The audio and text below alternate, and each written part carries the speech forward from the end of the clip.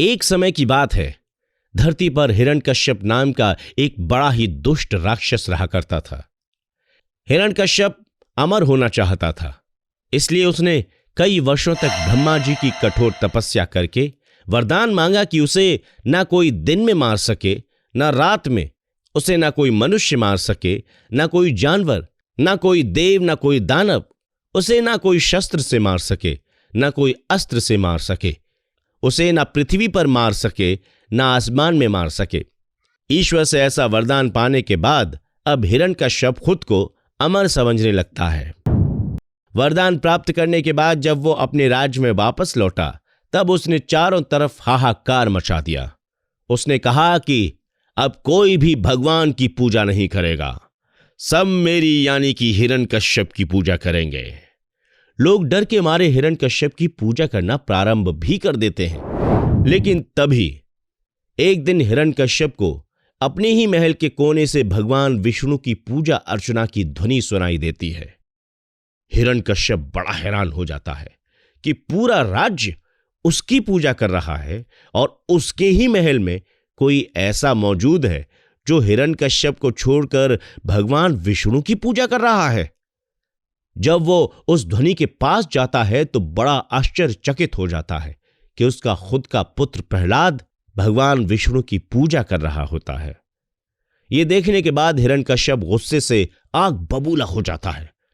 वो पहले अपने पुत्र को समझाने का प्रयास करता है कि वो भगवान विष्णु को छोड़कर हिरण्यकश्यप की पूजा करे, क्योंकि वो उसके पिता है और भगवान भी। लेकिन प्रहलाद साफ साफ मना कर देता है। वो कहता है कि पिताजी, पूरे संसार में भगवान श्री हरि से बढ़कर कोई नहीं है, वही सबके परम पिता है। तब हिरण्यकश्यप गुस्से से आग बबूला हो जाता है और अपने सैनिकों को आदेश देता है कि प्रहलाद को मार दो। सैनिक प्रहलाद पर तरह तरह के हथियारों से हमला करते हैं, लेकिन भगवान विष्णु की कृपा से प्रहलाद हर बार बच जाता है।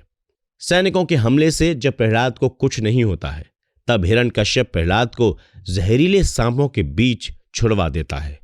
लेकिन भगवान विष्णु की कृपा से सांप भी प्रहलाद को बिना कुछ किए वहां से चुपचाप लौट जाते हैं।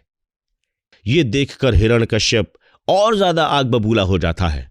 अंत में कोई उपाय ना मिलने पर वो सैनिकों को आदेश देता है कि प्रहलाद को पागल हाथी के सामने छोड़ दो। पागल हाथी खुद ब खुद प्रहलाद को मार देगा। लेकिन जैसे ही प्रहलाद को पागल हाथी के सामने छोड़ा जाता है, वो हाथी ठीक हो जाता है और प्रहलाद को सूंड से उठाकर अपनी पीठ पर बिठा लेता है।